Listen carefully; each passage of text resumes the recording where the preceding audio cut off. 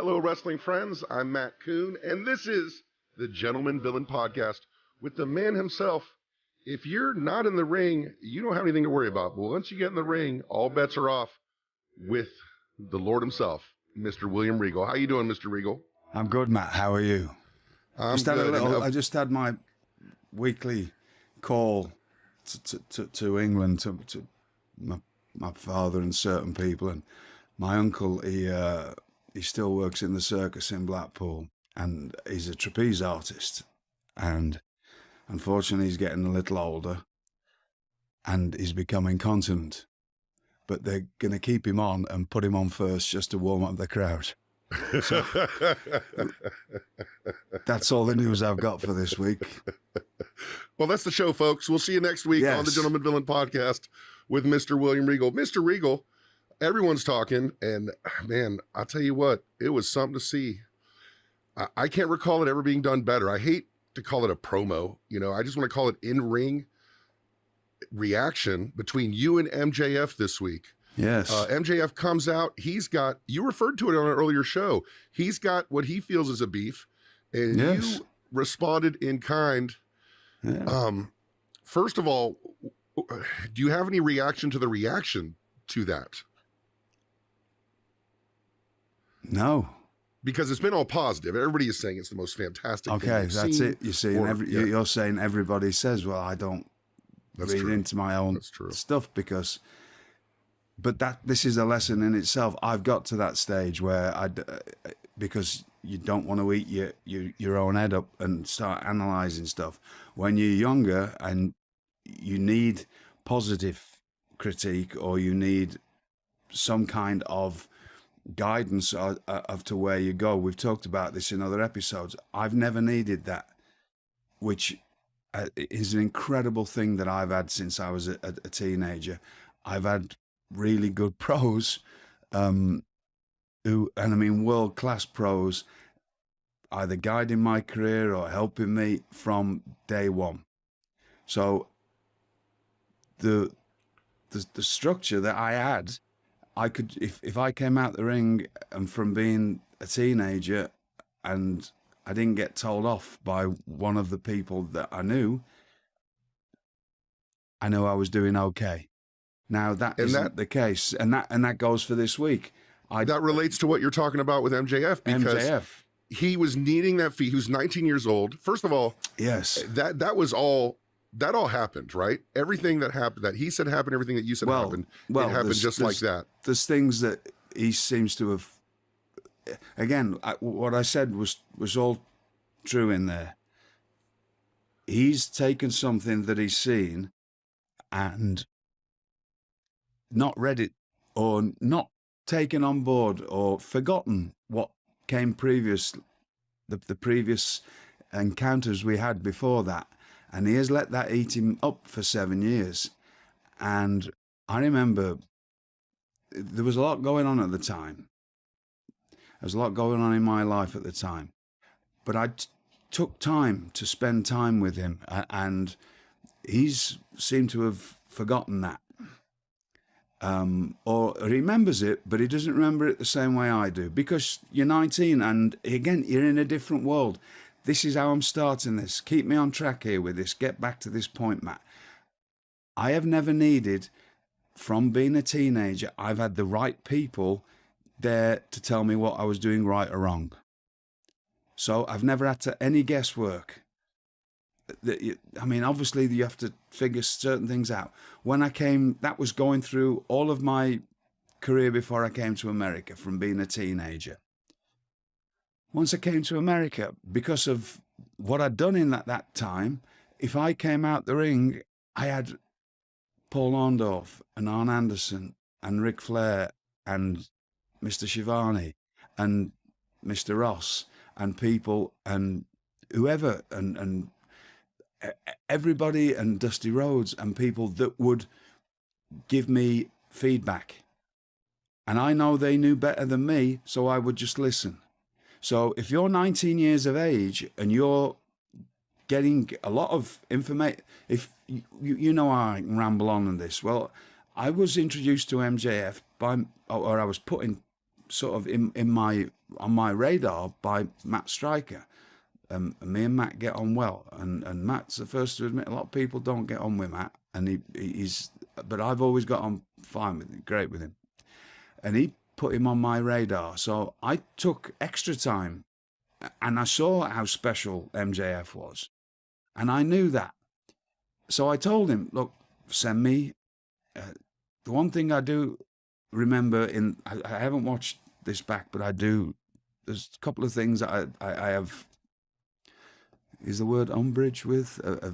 It was getting me. Umbrage is good. Mixed up with other people, because I would never have called him kid. I never talk down to anybody. To me, when you call somebody kid, I never say that to anybody. But perspective and memory is a funny thing. Perspective and memory is a funny thing.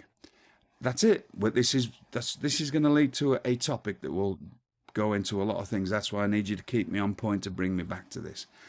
I've always had a incredible structure. I cannot thank any of the people enough for my entire wrestling career. I wouldn't be here today. I wouldn't be doing the things that I'm doing. People wouldn't be listening to me.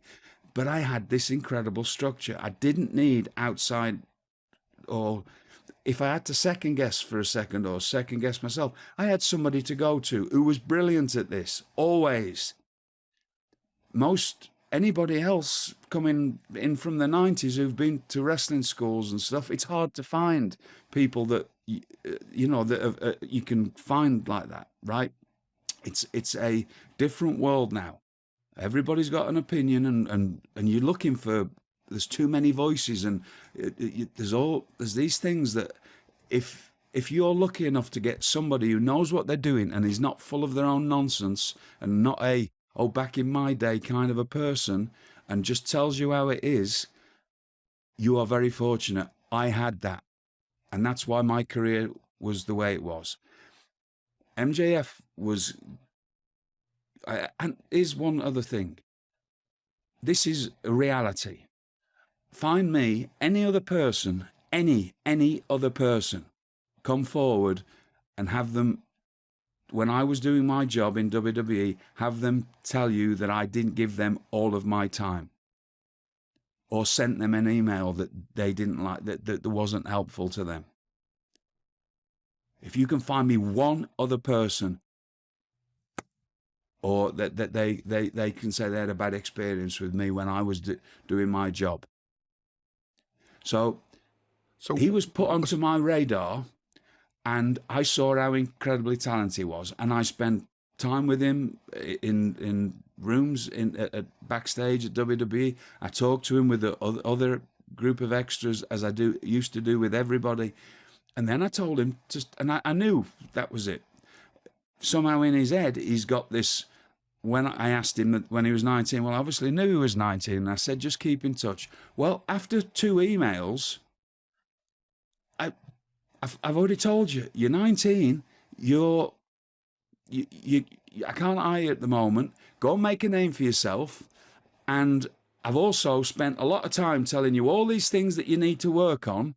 And being a really good microphone guy is another, when I say whatever you want to call it, a talker, promo person, whatever you want to talk it, that's one of them. But he was already good. That was how he came onto my radar, because Matt Striker said, oh, this lad's really good and really... So whatever it is, when he sent me that third email with basically the same thing that I've already seen, it was just everybody that I've ever met that I've took in or I've mentioned, I've done stuff for. Daniel Bryan, I made a call, and he went and spent 4 years in England, living in not the most comfortable of digs, like accommodation, and you can read about it in his book. Daniel Wheeler out of FDR, same thing. Other people, same thing. Everybody, it all comes at a different way and a different thing. I've already told the lad twice, send me an email, but after twice, you're set, lad. You don't need to. So sending me another one when I've got 200 or more people trying to get a job, and the people I'm already dealing with, you're just taking up my time now. So it was more of a, look, I've told you that you don't need, and he even said that, I believe, that he sent me 2 emails and I told him not to send him any more, but he sent me another one. Am I right in saying that? You're 100% right in saying that. So why send me another one? And right, Matt, it was basically, look, listen, lad, I've told you, don't send me anymore. You're set. You're good. You just go out and make a name for yourself, which he did. And he went and got himself, did all the things that either whoever's taught him and the time he'd spent with me, he did all of that and got himself into the position. And that's what I wanted, right? So life lessons come like that.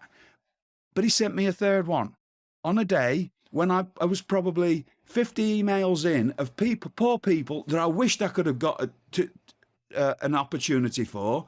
And I've already told him he's got an opportunity, just it's going to take a while and you just need to go out and make a name for yourself. No different than Sami Zayn had to get himself over on the Indies, Kevin Owens, whoever, anybody who's ever been associated with me has had to go out and do that hard work.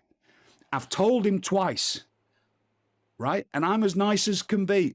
When I'm not in the ring or when I don't have to be horrible William Regal sometimes. Sure. Right? So I've told him, and he even said that. He said, I told him, you don't need to send me any more. And and then he sends me another one. So that means to me, he's not listening. Number one, what do you need to be if you want to get on in this job? You better be able to listen and be coachable. So he's sending me something that's making me go, all right.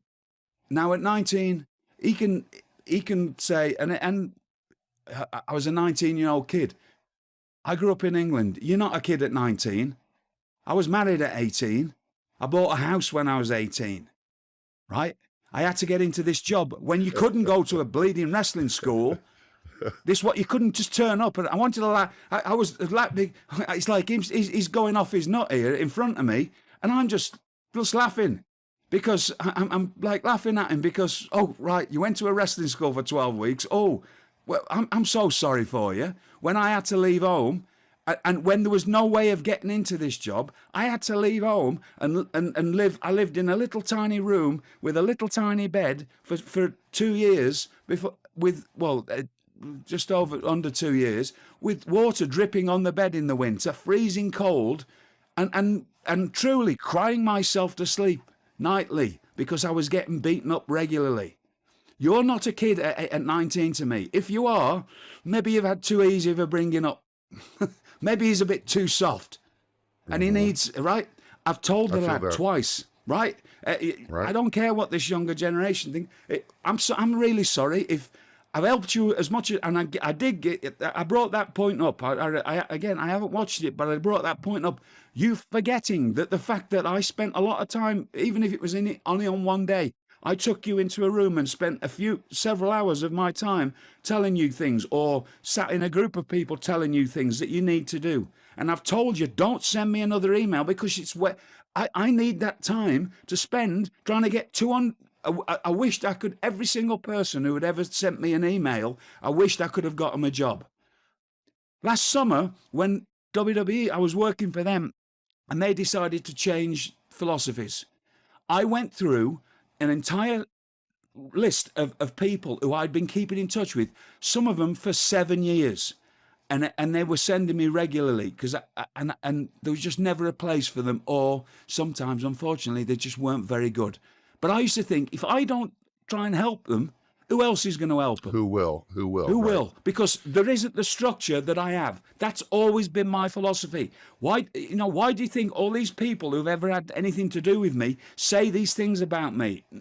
This is Darren now. This is not the William Regal. You're getting pissed off. Yeah, I'm getting mad now because this has bothered me. That he has to, him in his mind has held on to this. Well, first of all, it's bothered me, but it hasn't bothered me because what I said was real the other day. If all it took was for you to get an extra email that I've told you not to send me, to get you fired up to be this good at what you're doing, job done. The job. But it actually is sad that you have let that be a problem for you for 7 years. If you'd have just said, if I'd have, again, he doesn't remember this. it's common knowledge now. Not long after we met, I was a year. Not long after, I had 2 bleeds on the brain, and I was away for WWE kept me completely isolated from everything. Stopped emails coming in. Being incredibly brilliant to me because I was having treatment because I had 3 weeks amnesia and 2 bleeds on the brain, and they stopped all emails coming to me. So there was a lot of people, Ricky Starks being one of them, Sammy Guevara being another person, that I sort of just went on the missing list for a long time. You don't hear them moaning about me. He has took something and he's whatever. He's made it into something else. Maybe he at 19, again, I don't consider you a kid. Maybe if you are, you've had too much of a sheltered life. Maybe at 19, maybe that's showing you that he wasn't ready to be in. Because if one email gets him all that upset and it fires him up, do you think he'd have lasted getting? Imagine him turning up at not just whatever wrestling school he went to. Imagine him turning up at WWE's PC and he's got to do 5 days a week and maybe get told off a little bit, or maybe things not working out his way. Things have worked out very well for him. He wants to be thankful that the 7 years that email fired him up, it's all worked out for him.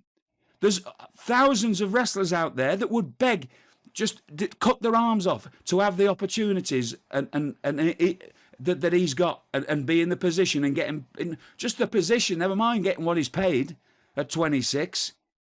And I still know those people. Right? Matt, we had a conversation earlier today. You asked me about somebody, could I have my information? I said, I'm sorry, Matt, I'm not giving out my information at the moment because I can't help anybody. Nor have I got the time on my time off because what he would do, this certain person you asked me for, because I know him, he saw me the other day as an extra, he would have sent me matches.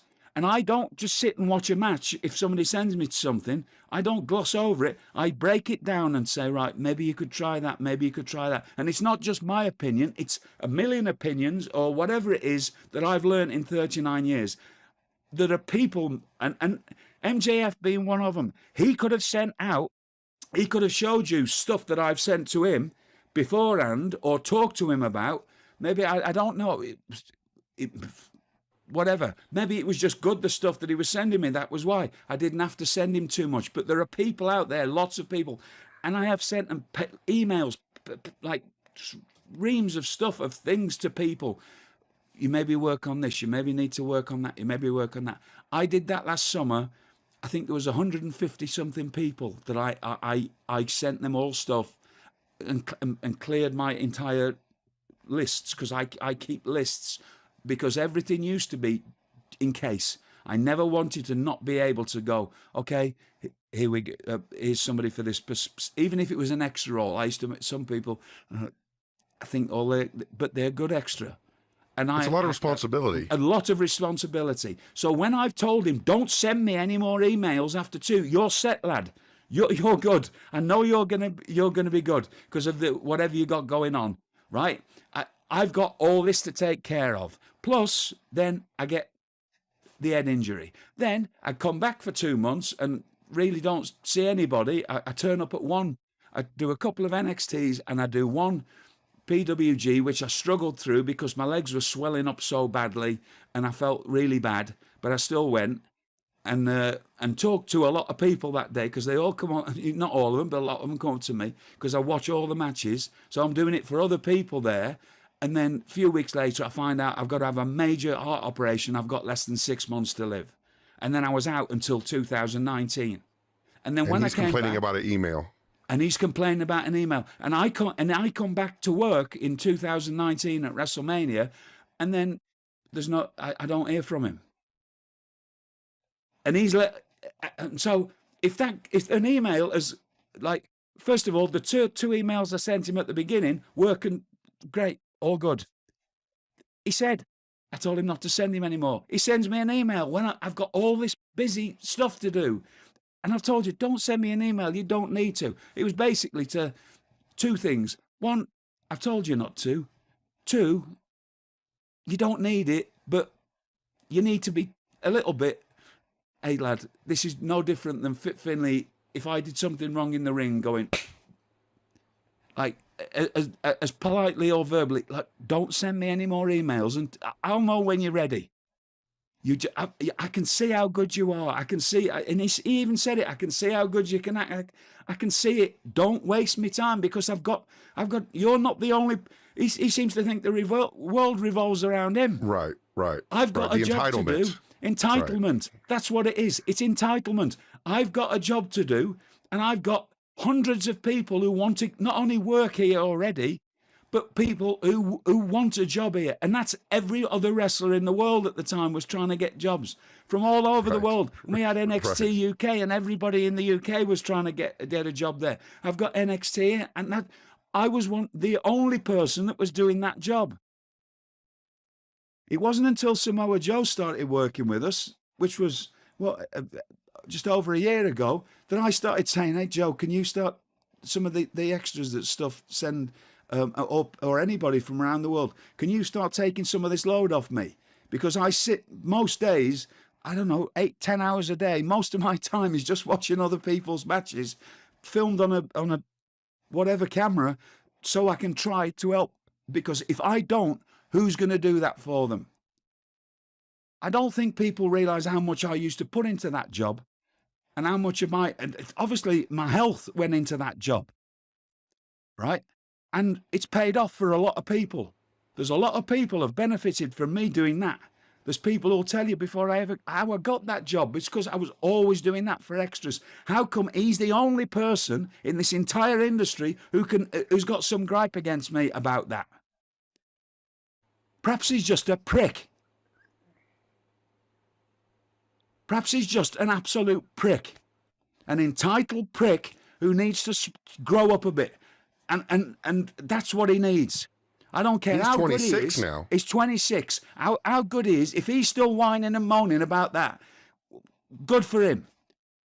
Good for him. And good for him when he gets in the ring with somebody like Jon Moxley, who's never acted entitled and who's grown up very, very hard. Good for him. He's going to get battered. Right? Not just physically and whatever happens in wrestling, mentally. Jon Moxley right now, he's like ahead of the game on this fella, because he's like, what's he moaning at? I'm going to tell you this straight. The other day there was Jon Moxley and a couple of us, a couple of the older crew going, yeah. Now a word from our sponsor, BetterHelp. You know, it can be tough to train your brain to stay in problem-solving mode when faced with a challenge in life. For all of us, and I'm going to keep talking about it because I don't think a lot of us really realize it, but the quarantine was not good for a lot of us. And it kind of took us out of that problem-solving mode. And not just during the quarantine, but the after effects of it. And, you know, being cooped up for a couple of years is not good for anybody. And you're going to want to learn how to find your own solutions again. And when you learn how to do that, there's no better feeling. And a good way to do that is a therapist, because a therapist can help you become a better problem solver, make it easier to accomplish your goals, no matter how big or small, you know. And the value of it, if you've been thinking about it and you want to try it, want someone to talk to, want to get in that problem solving mode, BetterHelp is the way to go. So if you're thinking of giving it a try, you know, BetterHelp is a great option because it's convenient, accessible, affordable, and entirely online. It's easy. Get matched with a therapist after filling out a brief survey, and switch therapists at any time. There is no reason not to. If you're feeling like you should or you could, you've been on the fence about it, you won't regret it. You won't regret getting someone to talk to and working through some of these problems and getting in problem solving mode. And when you're ready to become a better problem solver, therapy can get you there.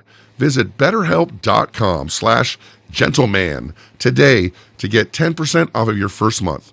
That's betterhelp.com/gentleman. How would he have coped years ago? How would he have got through any of that if just an email's sent him off and he's getting all wound up? No matter how talented he is, This job's an hard job. If you think you're going to get wrapped up in cotton wool, tough, right? And he's got himself into a position now where he's main eventing pay-per-views. Right.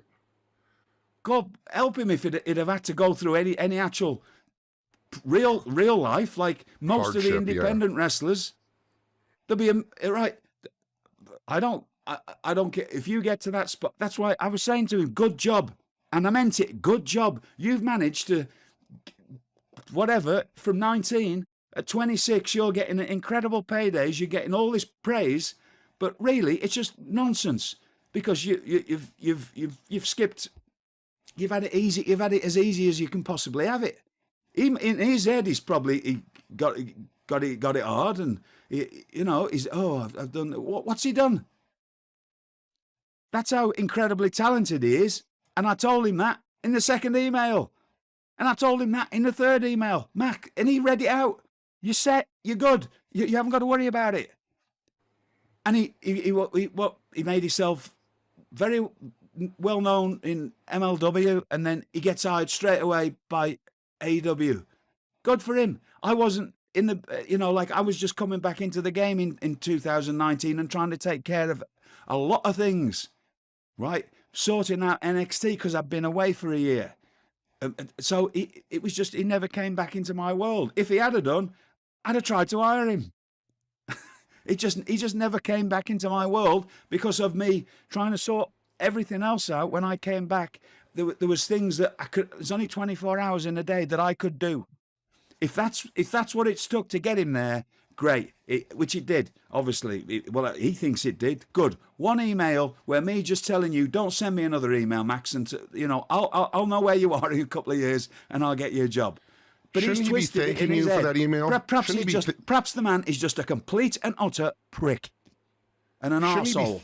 Shouldn't he be thanking you for that email? Well, really? I mean, because look where he is now. How could he be doing worse? What's sad about it is instead of going, wow, that was a good thing, he's actually bothered. He's like, nah, nah, nah, nah, nah, and I'm just laughing in his face. Right? And if he's right. There's a certain, I want to say something now, but maybe I shouldn't, because this is where people get a bit, they're not from my, or even somebody who's 40, or any of the Ring of Honor crew from the 2000s and that have all had to go through it in different ways, right? Maybe you've had it a bit too easy.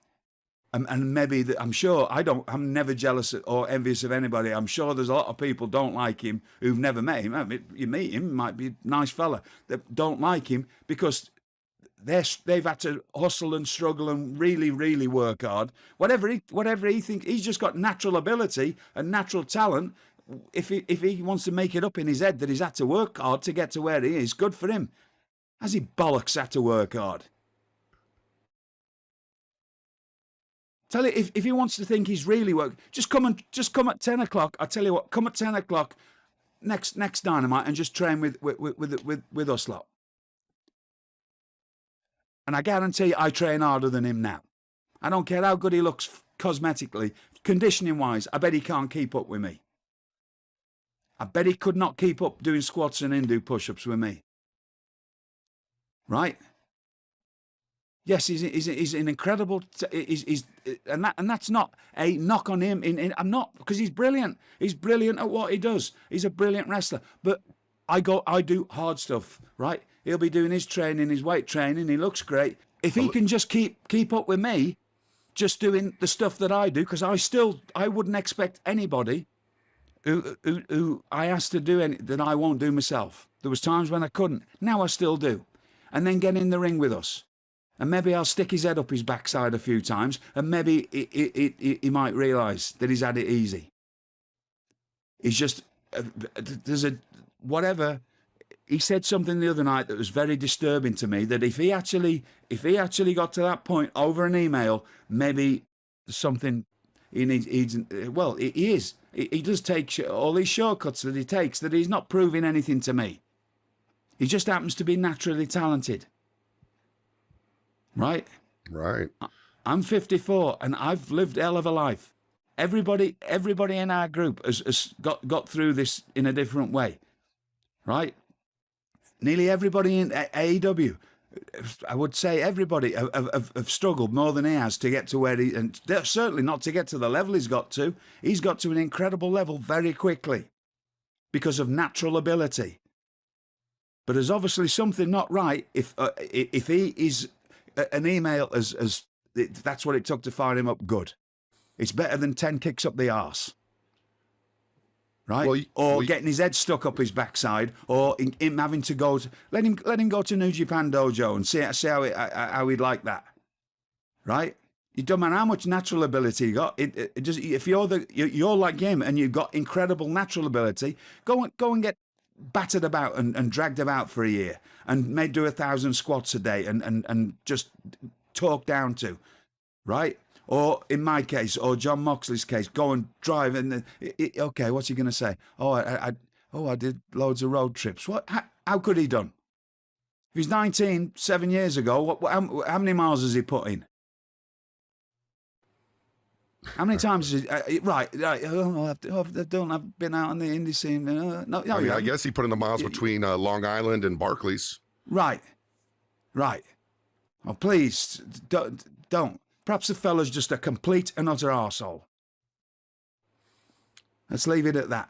Well, that's just the start. That's just the start of this. That's for just sure. the start. Now, ask me as many questions about the rest of it as you want, because folks, he made a lot of points, and I'll make my points. We have a list of questions for you folks listening at home. We had a plan for today's show, but as soon as we logged on, we have a lot of people that work on the show, and they were all logged on, and they all wanted to talk about this. And Mr. Regal just started talking. And I said, let's press record. This is what we're talking about today. So let's talk about this today, and let's take it back to the beginning real quick. Couple of questions.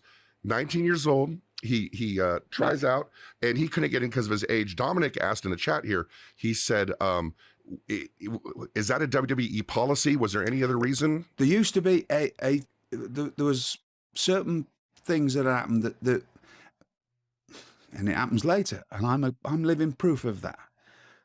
If you get given too much too soon, you usually end up, it doesn't work out. That's just one thing that is a general rule. You get these things that come up, and it's maturity. Another thing is they can't rent you a rental car. There's all kinds of different things, but a lot of it is just maturity. And now things have changed, right? But if you are a wrestler, there's certain things that people want. Also, at 19, there's the odd exception, but you're not quite, you might think you're ready. You know, I can tell you the story that, it's out there to see. I got on TV my first time when I was 18. I saw myself and I thought, I don't belong on here. You think you're a lot of things when you're 18 and 19, and you're not, right? And I'd been wrestling and training with the best people you could possibly be with at that point, but I wasn't ready. So, but the main thing was there was a few people years before there'd been maturity issues, and I'm sorry to say it, but it's also happened at other times, in more recent times. And it starts off good, and like with me, I did everything I could possibly do. I was right until I was in my mid-20s when I was in America, and all of a sudden I started looking for something that wasn't there. So there's sometimes that is just keeping an eye on people and seeing how they mature and whatever, right? And that was it. So there was just a very brute sort of a law. It wasn't a solid thing, but he wasn't also at 19. He wasn't like he says. He wasn't the bigger. He certainly doesn't look like he looks now, and he hadn't matured enough.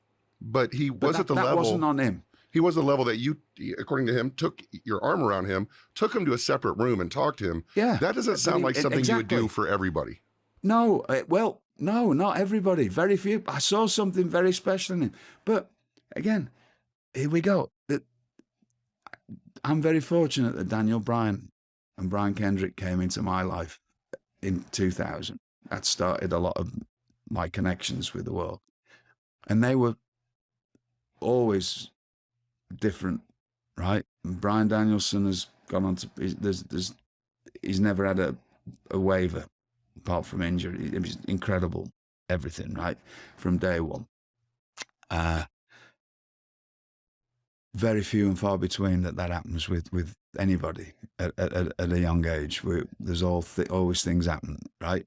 But Daniel Bryan at the time, WWE didn't want him, and so he went and whatever he had to do, and between going to England, getting hired in making a name for himself on the independent scene, going to the LA dojo when it was Mr. Inoki had it at the time. All these things that have made him into what he is. So it was just, I met him and those things happened for him.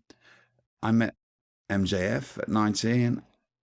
I was told about him. I saw the specialness in him. I saw that he's going to get there, but it was, I'm not going to, you need a couple of years out there. And I used to tell people that, I told this to Bryan after the next time. I used to talk to Bryan, Claudio, they're all people that, and countless others people. Go out and do as much as you can on the independent scene, make a name for yourself. And then when the time's right, give me a call and I'll do something for you. Right? That's the way it is. Jon Moxley turned up in my life one day, and it just happened to be the first day that I was in a position to be able to do something. I knew about him because I followed different things, and I got him an opportunity to talk in front of Triple H on his first day. He's wrote about that in his book. Hey, Mr. Regal, I need to interrupt you real quick because I had Dominic ask some questions on Twitter about this, and we had a response from somebody. Steve Kaufman's going to throw up a tweet that's screenshotted that just happened. It's from MJF when we said taking questions now regarding the MJF exchange this past Wednesday, and MJF himself had a question. How's he going to feel when I prove him wrong on December 19th? I'm going to feel happy. If he proves me wrong, I'm going to be happy. Then he's done something that I could never do. I don't think, this is not where you get, I'm happy that he's in the position he's in. I'm happy if you can get to that position, and and he has. I'm happy for him. I'm happy for the fact that he's as good as he is. I said that the other day. I'm happy that he's as talented as he is, because he certainly hasn't had to. He's figured that out without going through 1,000 matches or driving up and down, do whatever amount of time he's. COVID was 2 years of that, so he's certainly not been. He's been getting very few matches, and he's as good as he is. He's incredibly good, right? I'm as incredibly good as he is on a microphone and getting people to truly care about him. I'm happy for him. If he wins and beats Jon Moxley, I'm happy for him. I'm not going to be happy for the fact that somebody who's very close to me has lost at the AEW World Championship. But you don't think he can, though, like right now, right? You don't think No, I don't. I actually think he's got a shot. Without shortcuts, with no shortcuts. Well, I don't know about that, but I don't care. Right. That was just me. When I talk about shortcuts, that's not taking shortcuts in the ring so much. That's just taking shortcuts in life. In training. He's just happened to be naturally talented at this. The talented people working in music, the talented people have no idea what it takes a lot of times that the less talented have to to, and the less talented ended up being more successful. And he's got a chip over his and he's got a chip on his shoulder that he needs to understand that just because he's talented and incredibly good and has become very good in such a short amount of time with very little, as we say, reps in this job. He hasn't had loads of matches. He hasn't had. loads of experiences, but he's got incredibly good. To the point that he's main event a pay-per-view. But the shortcuts are the things that, he wants to be a bad guy, right? Well, like I said the other night, punching people with a ring. I mean, I just hit people with the things because I could. I like doing it. I didn't have to. My left hand was good enough to knock somebody out. I didn't have to hire people to do my bidding for me. Those kind of shortcuts, it's just, those are shortcuts that, they're being a really good bad guy. Again, he might not like this, and this is very different thing that I'm saying here. Everybody goes, "Oh, he's such a great bad guy." Is he? People cheering for him. I know people didn't cheer for me when I was a bad guy. I'm talking about being a real bad guy. Not a pretend bad guy, not a cosplay bad guy, not playing dress up. No, I was a bad guy. When I wanted to be a bad guy, people booed me. If they were cheering me, I'm doing the wrong job. I know we live in a different day and age, but I proved it the other night, right? Whether anybody knows it or not, I proved that for people. And well, he did it for me and it's happened twice. Whatever I've become, this mythical thing of whatever nonsense people think I am, people have taken to me for whatever reason. People started booing me the other night just because he was telling them a tale. I think it's because it rung true with a lot of them, because a lot of the audience live a normal life now, right? And so this may make me get booed a lot more. But if you think any of you are getting, there are people out there that are struggling. There's real stuff going on. If it's because your video game or your phone's not working, it's not really that's not a real plight, is it, in life? No, not at all. If you're an independent wrestler at the moment and you think you're only getting $20 a night and you're having to drive thousands of miles every week to try and make just a chance to get which every week, right? Mr. Tony Khan probably needs it. I'm going to put this out there. He might need to get extra security around MJF, because he might have an uprising. There might be a load of extras after I've said this that go, yeah, right, we're going out doing stuff, and he's just got this spot at 26, because some of them are older than him, and they're never going to get these opportunities he's got. And it's because he is incredibly good. Don't take away the fact that I'm saying he's incredibly good. I would never be as good as him. I was never as good as him with the amount of stuff that he's done. Your objection is more to the entitlement and his revisionist history and the fact and he's taking it. He's like just. And a lack of gratitude, quite honestly, because lack of gratitude. He said with his own mouth, you put your arm around him. You took him in the ring. You said, "Hey, email me. Here's my email address." Right. What? Right. So it basically that's worth its weight in gold. Yeah, that's worth its weight in gold. I'm giving him my time, willing to give him my time, but he's took that one email and twisted it, and so well, maybe he's just an entitled arsehole. So that's it. And there's a lot of those people around nowadays, and then there's a lot of people struggling. So every extra that comes from now on, maybe you want to just come and talk to me. Don't go taking it out on him. Come and talk to me, and I'll help you, because I do that. I did. There's times that they come up to me and ask me, and I'll sit with them and talk and help them with whatever they want to help, and I'll do that with any other talent. It's funny because he's never once, since I've been there, even before any of this, ever once come and asked me any advice. Now, if I was wanting to, so he obviously, in his head, again, is obviously in a different world to me. He obviously doesn't think he needs any He called me an old man the other night. Yeah, an old man who's been in this job for 39 years and has wrestled a list of people. If you, I might be whatever people term that. I'm a career wrestler. You find me somebody who's got the list of opponents that I've had. I defy you to find anybody who's had the list of opponents all over the world who are all stars. It's not just America, not just Japan. All over the world, I have wrestled, being just a normal wrestler. I don't consider myself anything. Who defy me to find anybody who's got a list of the opponents, or just because I've been in a certain situation at a certain time in my career. And you might, why would you remember me? I'm just not another. But 30 years in America, yeah, I've stood across the ring from The Rock and Steve Austin and Hulk Hogan and everybody in between. Inoki and Hashimoto and things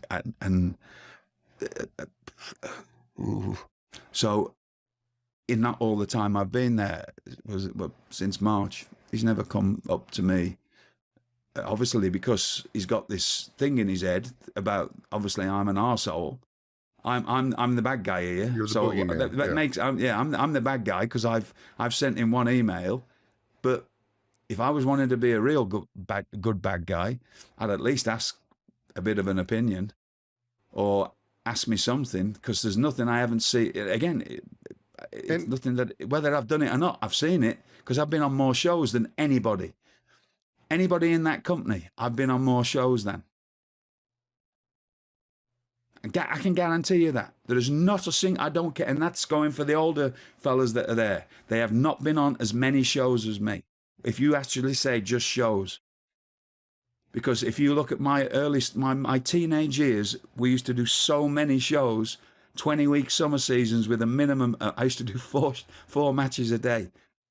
There were a minimum of 2 shows, and each show was 2 singles matches and then the same 4 people in a tag match. And you think that there isn't experiences that I can help you with anything you ask. And it doesn't matter if you do my style. There isn't anything that you can ask that I can't say I haven't seen or done or been. Go back in history and look at the times that are around. Just because it wasn't me doing it, I was there at those shows. Ask me about what went on the night that the NWO was formed. Ask me about what was going on with the cruiserweights in '96 that changed there was the stuff. Ask me how Eddie Guerrero got to be in my opinion the greatest wrestler of all time. There's nothing you can't ask me, or things that I haven't done, right? I haven't just worked in a couple of places. I haven't just worked in WWE and WCW and maybe one other place. I've worked everywhere, all over the world, in dire situations sometimes, not knowing if I was going to get out alive of the ring sometimes. I've had policemen stick guns in my head. In Jacksonville, Florida. I've been surrounded by machine guns in Egypt, with policemen pointing them at me. True. There's nothing that and the people who know me know that. Sometimes it's just stories, but sometimes it's, and I've seen so much wrestling from so many different people and so many different times and periods, and I've been there, and because I was they say these things now, is a student of the game. How much of a right? There's nobody. You can only do as much be a student of the game of what you're watching on TV. I've been at all these shows, and I used to watch every match, unless there was a major problem. I would sit and watch every match of every show I've ever been on. Does MJF watch other matches? 4,000 of, I don't know, because it's not. But like you said, he doesn't come up and ask you questions, No. And does he? But you haven't seen or not seen him sit there and watch the matches of the day, of the night. I've seen him watching stuff. Yeah, I mean that's not a thing. I think he does that. Yeah, of course he does. He has to. He watches all, and he watches what he sees on TV. But how much time has he had to watch it? He's 26. If you watched nobody, I don't care who you are, nobody has got time to watch just every show that's on in a week now. If you do, you've got a real sad life. And you're probably only eating one meal a day, because there's that much wrestling on from around the world. If you watched every single show, or got every fan cam of every single show, you couldn't. So how much of a student of the game? I don't watch as much wrestling as I used to because of the job that I used to. But I've been on, I don't know, don't look at Cage Match, whatever it is for my rankings, because you couldn't possibly put up just the British matches that I've had. I probably had well over 1,000 before I ever left Britain.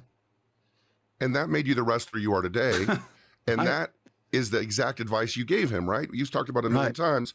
Get some reps. Get some reps. Get some experience. Go and get some experience and make a name for you. So, because it's another thing. Here's another thing that people don't, and certain people have been told this. NXT was a big part of the network. Well, some people have said this thing of, oh, well, you just took people from here and took people from there. Yeah, did take, because they were the ones, the Adam Coles and the Kevin Steens and the Sami Zayns and Kyle O'Reillys and in Japan, Fergal, Devitt and Pac and people who'd gone out and made a name for themselves. And then they are more valuable, because one of the things that everybody who's half got a brain, who works in this industry, understands, well, if we're working on the things that I was working on, if they've already got a fan base and that fan base joins them and they're on the network and they're on NXT, and if they bring in 1,000 people, that's $10,000 a month that they were bringing in, or $9,999 a month. Right. Does this all make, like, this is business sense, right? So a 19-year-old, mate, you haven't got a following yet. You haven't. I can see all these skills now. Bugger off and get on something. And then he got, fortunately for him, and this he wants to really thank. Here's another thing. Whatever nonsense he's done with AEW, he should be kissing the feet of Tony Khan and anybody who started, Chris Jericho and the Bucks and Kenny Omega and all these people. He needs to be down, and Cody, he should be down, like showering them with praise night and day, because they started a company that he got hired in straight away because of what he was doing in another company. Because if that company hadn't have opened up, he probably still wouldn't have got hired in WWE straight away. He might have been another year or two. And he wouldn't be in this position now. So again, perhaps he's just an arsehole. And he doesn't understand all these things that it takes to get to where he needs to get to. And he's going to find out. Because all these, no matter how talented he is, has he got the mental capacity to handle all this? Okay, let's just say we've seen how he reacts over an email. This week, I was close to him. I've said this before. You know, I met him when he was younger. I haven't had anything to do with him until the last few weeks. He's kept away from me, obviously for obvious reasons. People who know me well know that I can read people quicker than they wished I could. Right? That's another reason why I was smiling a lot this week, because I was watching him blow his top in a high-pressure situation. It may have made for good TV. Now he's got to face Jon Moxley. But you were saying if he'd handle the pressure, if he can't handle the pressure of being in the ring with you, how's he going to handle the pressure of being with Jon Moxley, right? Jon Moxley. And then, okay, his incredible talent, it gets him to beat Jon Moxley. Or I don't care if he cheats. Good, because Jon Moxley's going to cheat, right? Let me just backtrack a bit. We never quite finished the subject of when he takes shortcuts. The thing that really bothered me was the hitting of Mr. Shivani. That's a shortcut that any decent, proper... There's nobody who considers it who's a real bad guy is going to do that. Not on top of the fact that people are cheering him. That's not a real good background. There's a difference between being a bad guy and being a bully, right? Like being a liberty taker. Insecurity is what drives a bully. Yes, and insecure. So let's get back to this. So with his incredible talent that's got him to where he is now, I got him screaming and shouting, and I was laughing. And the more I was smiling in his face, the worse he was getting. And all this story came out. He could have just quite happily just told me this story, but I got to him. So I read him. I read that I'm not going to say what, but I read a lot about him, which is a lot of things that Friday night, when I saw Jon Moxley, I told him. I said, look, this is this, isn't this? He's got this going on, because I can read people. And Jon Moxley saw it for himself. So now he's got to get through Jon Moxley. So let's just say he does. Now he's the AEW champion. And the pressure's really on then. Because when you become world champion, Jon Moxley said it recently, everybody's out to get you. If an email from me has sent him off the deep end, and he's world champion, and then everybody's now is MJF. Now he's MJF world champion. And that's when it really gets bad. That's why I never really wanted to be that person, because I've seen people that I know, it ruined them. They cannot handle the pressure. Well, if an email, and this is the one bit that I will share, if an email, I don't care what age he was, if one email has sent him off the deep end, what's he going to be like when he's the world champion and everybody in that locker room is wanting his spot? Oh dear. And if he gets through that, great. Then he might have proved me.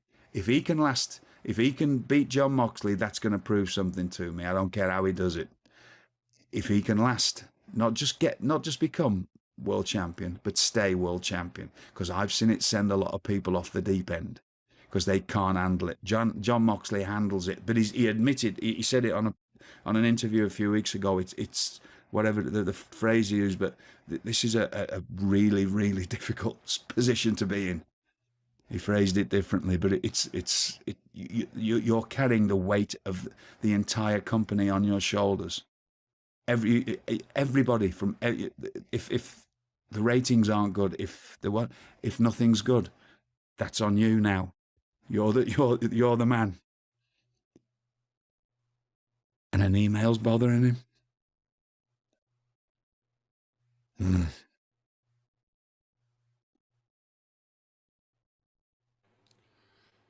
The match is coming up. The match is full gear. We're not here to promote or whatever, but this is what we're talking about. It sounds to me that you think it's a possibility, like the email you sent motivated the man. Great. And he could leave with the championship. Great. Good for him. Not going to be happy about it. I'm going to be happy that he's done it. I'm going to be very sad because I don't want Jon Moxley to lose, obviously. but not in something I think a lot about. It's part of our group, and our group is a real thing to us, and we're the Five Musketeers now. You know, like we are. Whatever happens for the rest of our lives, BCC will always be. That is a bond that will never be broken. And you've seen how things happen in. Things change in wrestling. Nobody knows what'll happen, but it might be not till I might be in the home somewhere when I'm 80 years old and getting spoon fed with baby food or whatever. But the other four will turn up, and whatever's happened, that is a real thing. The BCC will always be a thing for us now because we have bonded. Who knows where we're going to end up, but that's a thing. So I won't be happy for the fact that is Jon Moxley's lost, but I'll be happy that MJF is in that position.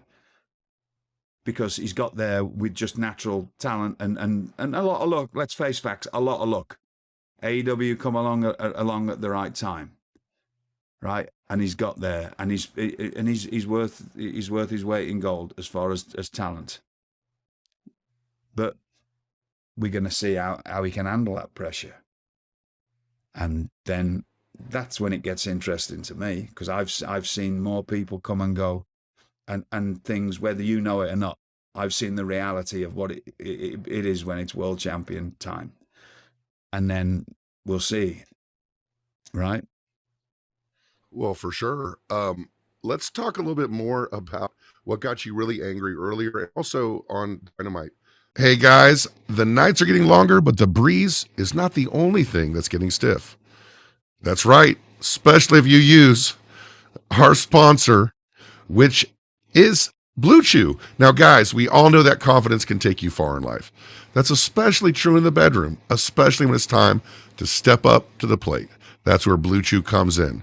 Now, you all know by now that BlueChew is a unique online service that delivers the same active ingredients as Viagra and Cialis, but in chewable tablets and at a fraction of the cost. And man, I tell you, I have never heard anybody say, I'm not glad that I wasn't hooked up with BlueChew, because one reason, you can take them anytime, day or night, so you can plan ahead or be ready whenever an opportunity arises. The process is pretty simple. Just sign up at BlueChew.com, consult with one of their licensed medical providers, and once you're approved, you'll receive your prescription within days. The best part, it's all done online, so no visits to the doctor's office, no awkward conversations, and no waiting in line at the pharmacy. That's probably the best part. Hey guys, if this is something you've been thinking about, you got nothing to lose, and they're made in the USA and prepared and shipped direct to your door in a discreet package. So if you could benefit from extra confidence when it's time to perform, chew it and do it. Have better sex. That's right. We said it. And we've got a special deal for our listeners. Try BlueChew free when you use our promo code GENTLEMAN at checkout. Just pay $5 shipping. That's BlueChew.com, promo code GENTLEMAN. To receive your first month free, visit BlueChew.com for more details and important safety information. And we thank BlueChew for sponsoring the podcast. Excuse me. Can I just, yes. I'm going to just call myself out here. Get a little glass Daniel of water. Bryan Bryan Danielson, I keep saying that, but it's because I came up with the name. I'm going to always say it. He's got me so, into the plastic thing and all that. Now, I can't get a decent 2-pint water glass, and I drink a lot of water. Right. So I've got an actual jar now. It's a mason jar. It's a big mason jar. Yeah. And it fits in 2 pints of water perfectly. So I haven't got to stop and break in this to go and get more water. Because my kid, as much as I've caned it in my life, and I did cane it I had a hell of a run. My kidneys are in pristine condition because of the amount of water I drink.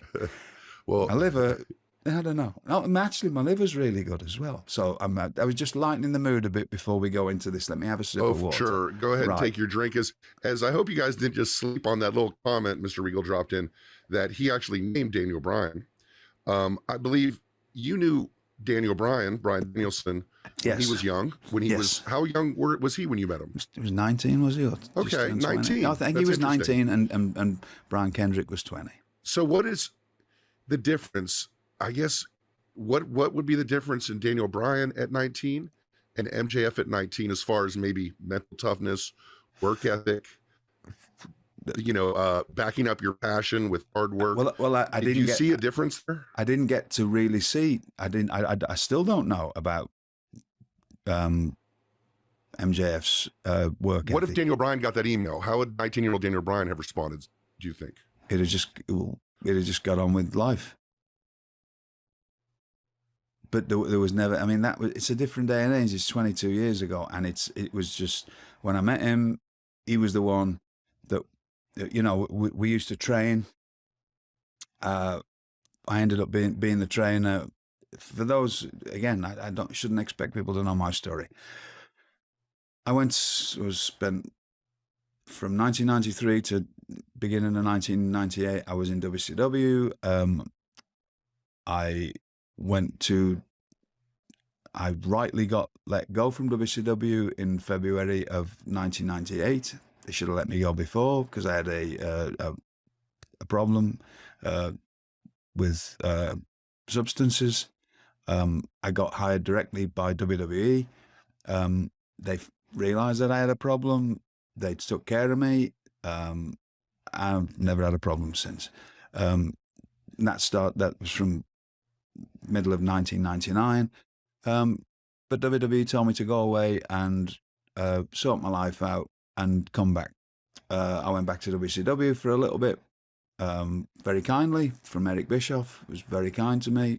Again, whenever I was good, Eric Bischoff was good to me. Whatever anybody says about him, he let me go at the right. He should have let me go before. Any problems that's ever happened to me. Again, here's another thing that ties into this. Anything that's ever happened to me in this job has been my fault, or has been my doing. There's not, it's a different mentality. This job owes me nothing. And you feel that way in life too. Everything you do in life, you say, I take it on the chin. Your life's wholly the result of the choices you've made. Choices I've made. So I go back to WWE in 2000, and I get sent down to. They had a developmental territory at the time called Memphis Championship Wrestling. I was told you go in there for 6 months and then you debut on the main roster, which is absolutely what happened. There is other stories out there of how I got to WWE. No, I was already getting paid by WWE. I got there, the trainer that should have been training people just wasn't turning up. And I like to train. I've never shirked away, and I still don't. I'll go and buy the ring every day. I ended up taking over the training job unofficially. A few weeks after that, Bryan Danielson and Brian Kendrick turn up with Lance Cade and a lad called Shooter Schultz.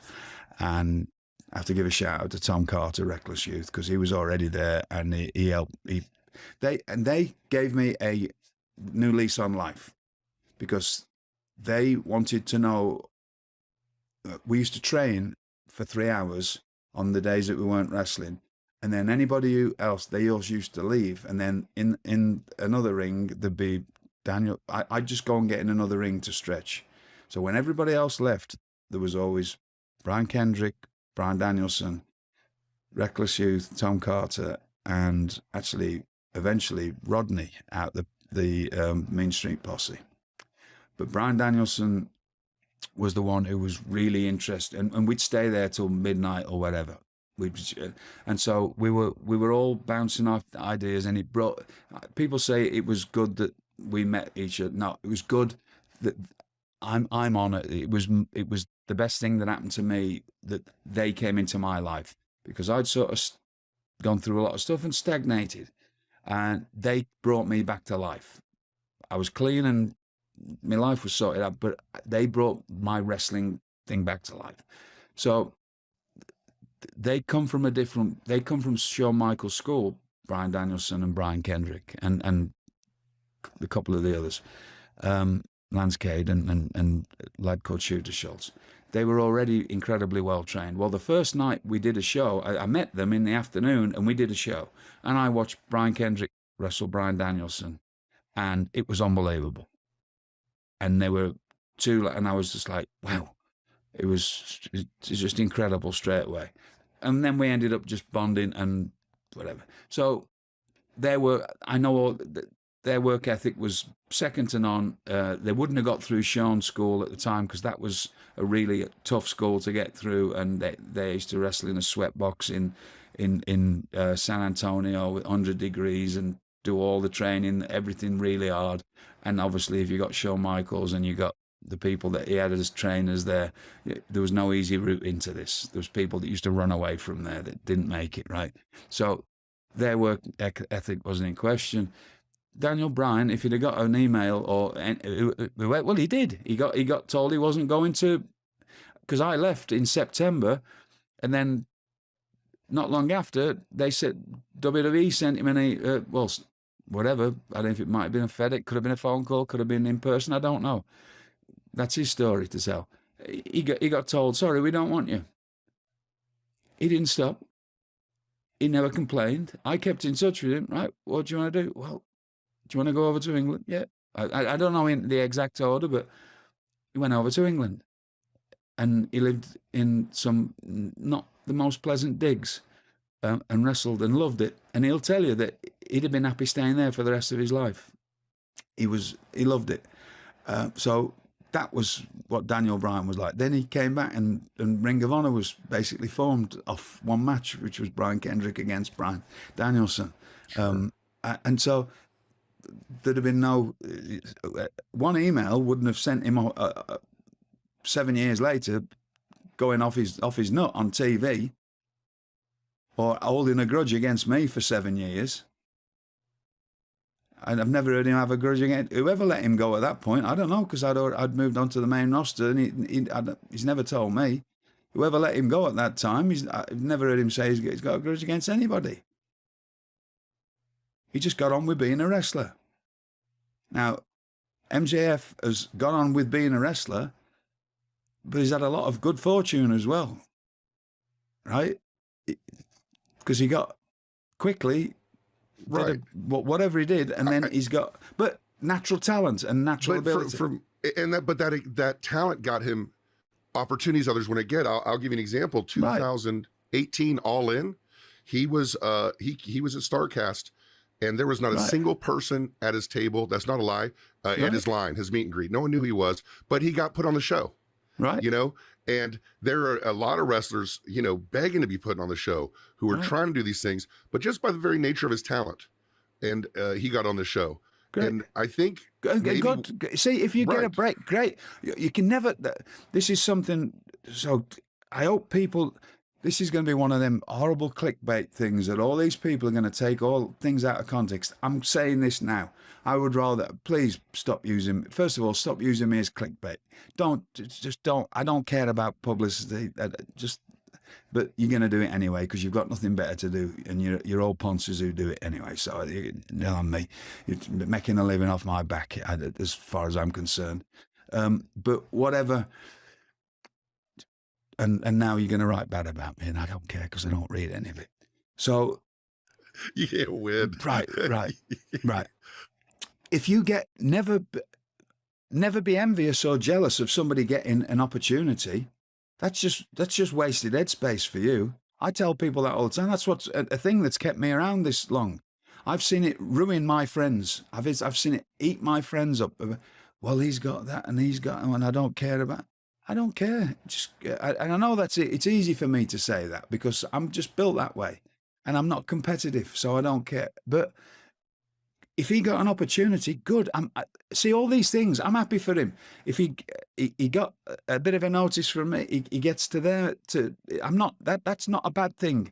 If he got there and nobody knew who was, and he got an opportunity, and it made it work for him, fantastic.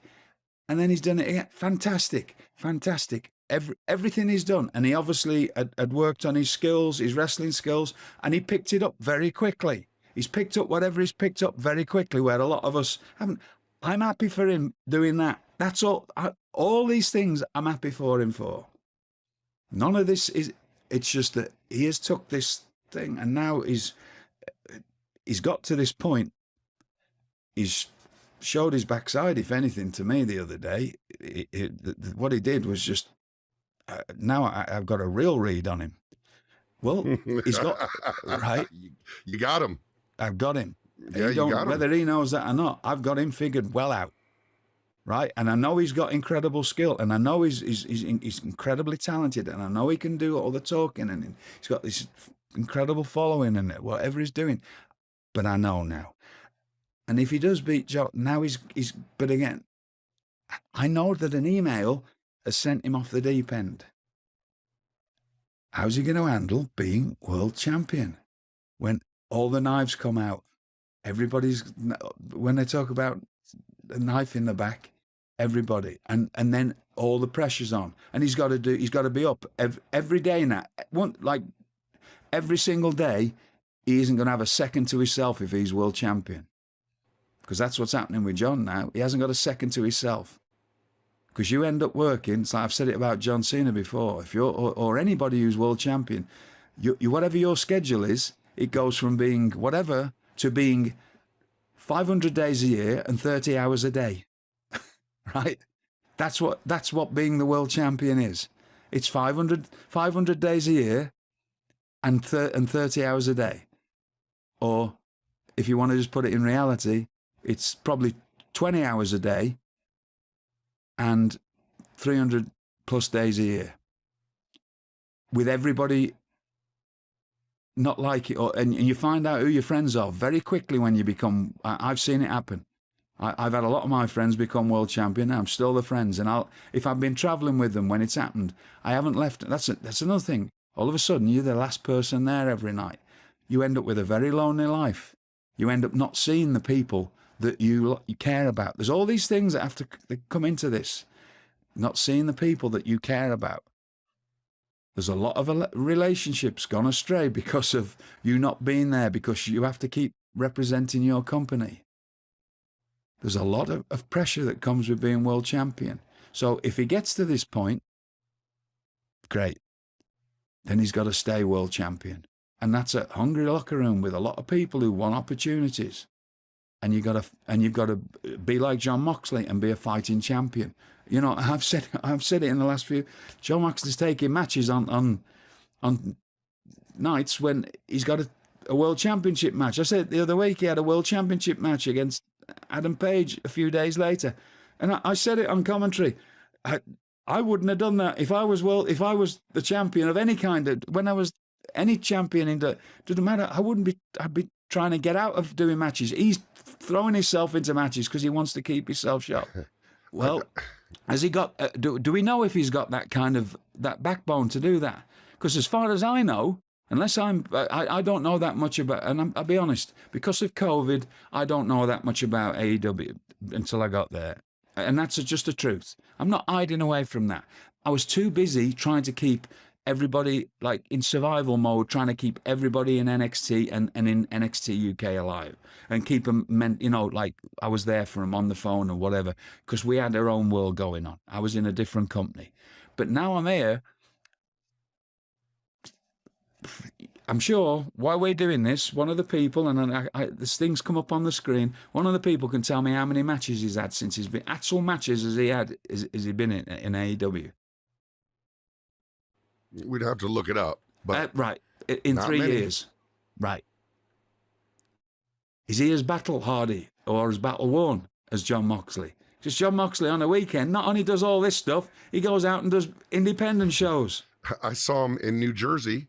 Right. In a match at the Showboat with Nick Gage with plate glass windows, right. with doors, with blood. Yeah. And this was his weekend off. This was what he did for fun. Right, that's him doing what he does for fun.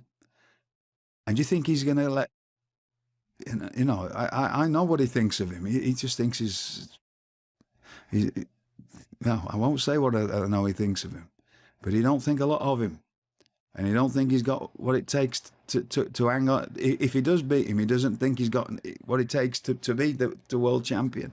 So I hope somebody does take this and tell MJF. Mr. You're Regal. already, all of us mentally are already on you.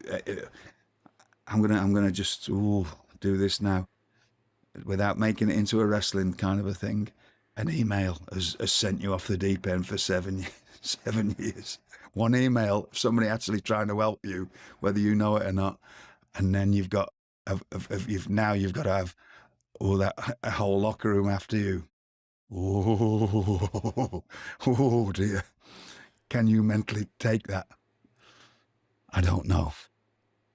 Do you think he can mentally take not winning, putting all this into it? I don't know. And then an email. What happens? An email. An email. And he. Sorry, I can't. I don't know how to. No, I can't say this. But he said something incredibly powerful, but was sad to me that it made him feel. This email, he said that it made him want to do something. What if he gets this opportunity? I don't even want to go there. This is his biggest opportunity, and this is his chance to shine, and it doesn't work out for him. ooh, this is horrible thing. In fact, let's get off this. Absolutely. Let's get off this topic because there's a lot. Let me switch up real quick. Right. And ask you this. This is according to your own estimation. If you dropped MJF right now into 80s British wrestling scene, do you think he could hang? Do you think he'd be able to? No, he would on a like real small circuit, like a little small circuit like I started on. He might be able to. But what happens if a fit Finley punches him in the mouth? Like if he came up in that way, do you think he walks away, or do you think he's got it where he? I don't know. That's it. I don't know. I don't know. He could be the toughest man in the world for all I know. I don't know. This isn't about that. I don't know. But if he's 19 and an email bothered him, he certainly wouldn't have stuck around in the wrestling, because he would have got berated. Whatever he thinks he's gone through, he hasn't. You know, he's obviously he's justified to himself that he's whatever. I'm done this and I've done that and I've done that and I've been on loads of independent. No, you haven't. You can't possibly have. COVID was going on for whatever amount of years. You've been in AEW. 53 matches in AEW, Mr. Regal. 53. Oh, 53. I had more than that in my first month. My first month at 16, I had more than 53 matches. And he's coming from a place talking about sacrifice. And maybe there's a English term that sums this fella up. Wanker is what he is. He can be he can be the toughest man in the world. He can be the most strategic. Whatever he is, he's an incredibly talented man.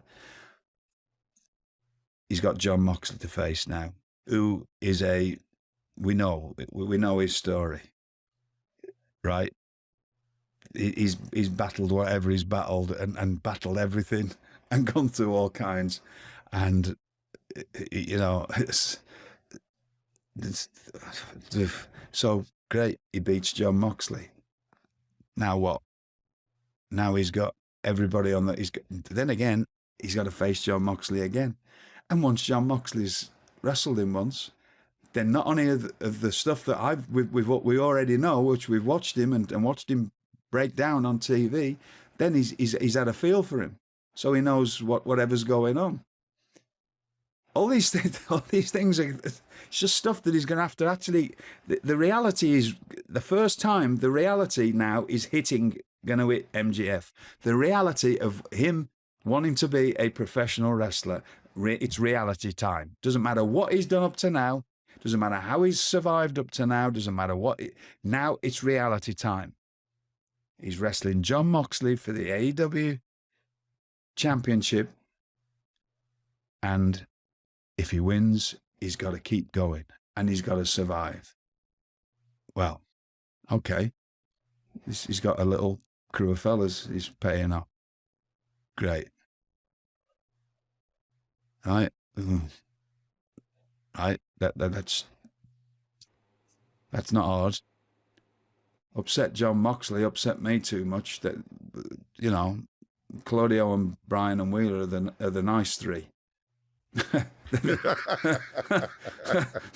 Me and Jon Moxley aren't, right? We put out, we get through life by putting on a sub. Do you think? Right? Well, they might. Poor Stokely and Willaim and Ethan Page. Ooh, if he wants to take it there. You know what I mean? We certainly won't be playing fair, you know. So I hope all these things are just, and maybe I'm just trying to get into his head. He's got to figure all this out, because he's obviously got this ego that is overriding experience, common sense, and knowledge, because He didn't grow up. He's a privileged lad who's grown up in a privileged life and decided to be a wrestler. And he's incredibly talented at it. But he's not us. And I saw that very close hand the other day. He's not us. He flipped out over an email. Right? And I'm a 54-year-old man. And I'm game. When I say I'm game, I'm game for him. I turn my back on him. You want to be the devil? Knock me out. If he'd have I'd have actually gone down smiling. If he'd have hit me. He didn't. So he's also conflicted. And I can just go on and on and on. It seems a lot of it, you know, you turning your back and him not doing anything, it seems a lot of it is based on him wanting your respect. Do you respect him, or what does he have to do to earn that respect? I don't. You heard I've said this on this podcast. I admire abilities in people. There's only one or two people in the world I respect. I think the word respect gets thrown around far too much. How can you respect anybody that you don't know inside and out? I know a lot of people who I like and I have a lot of admiration for, but actual true respect it's a word that just gets thrown about. Oh, you should respect and respect. Being respectful is different. Being respectful, but having true respect for somebody. How can you have true respect for somebody if you don't know them completely inside and out and know everything about them? That's very few people in your life. So the big difference to me, maybe it's just the way I think of the word respect. There's a handful of people in my life that I respect. The rest, I'm respectful of them, and I admire a huge admiration for many, many people and many, many things. But true respect is not something, I don't know him well enough, and nor will I ever know him well enough. There isn't enough time in my life to know him well enough. I'd be a fool or anybody who says that. In my world, no. You can earn respect, but it's not. You earn bits of respect. It's not. Do I respect it? You can earn your little way up the tree in my world as far as what. Be a little bit that adds to a little bit towards you being respected. So you earn a little bit of respect, and I'm respectful of you for doing it, but truly respect people. There's only a handful of people in the world that I truly respect. Because I know some people who I'm very close with, but they have different things about them that I'm not so sure about. And I hope they think the same about me. Because it just gets thrown about too much, that word. But I know it's meant, most people just use it as a term. I think it's a term that has been just thrown about. We have a question on Twitter that I'm going to put a little differently than it was put. When you and MJF are in the ring, you're doing reality, you're talking about real things, but the crowd is in the palm of your hand. And you are having a moment. Are you aware, or do you care that you're having that moment? There's a bit of me that says, obviously, as much as that was it was what it was as far as I'm concerned. It was another day at work, and it turned into whatever everybody has their own interpretation of what they think it was. It is a nice thing as a professional to know that people are. It's gripping television, or it's got the audience. I mean, this is a different thing altogether. What was going on between us? But there's another level of me as a professional where you know that you're taking your audience on a ride. Like again, right. They were booing me for one moment. It was a ride, man. It was something else to see. My ability to be able to of his ability. That was it. That I was right. So I'm gonna. This is completely different to anything we've been talking about. On top of the fact that I was laughing at him because I'm reading him, I'm a bit joyous on how good he was, incredibly good he was, because he was taking the audience. He was having them. He got them. They were cheering him and they were booing me, which he managed to do that.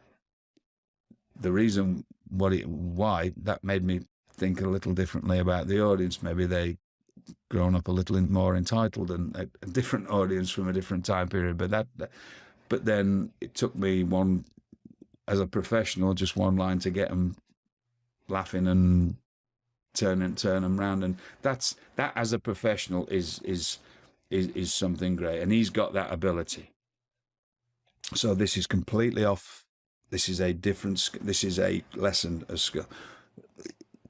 When you that is how good he is, and whatever he is, and if it was my email that fired him up, to be able to get people to take them on that kind of a roller coaster, and to be able to do that verbally, and to make them feel so much, and to be able to make them love you and hate you or whatever you need to do, that is, and he's mastered that.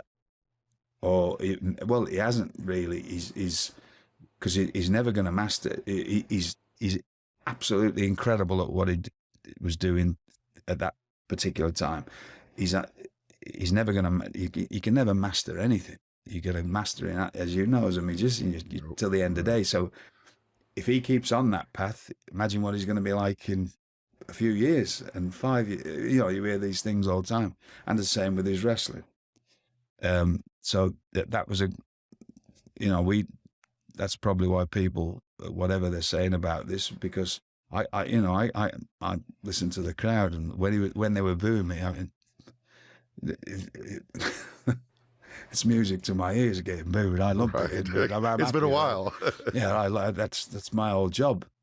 Good. I'm the bad guy for a second, but then I'll show you how quickly I can. Because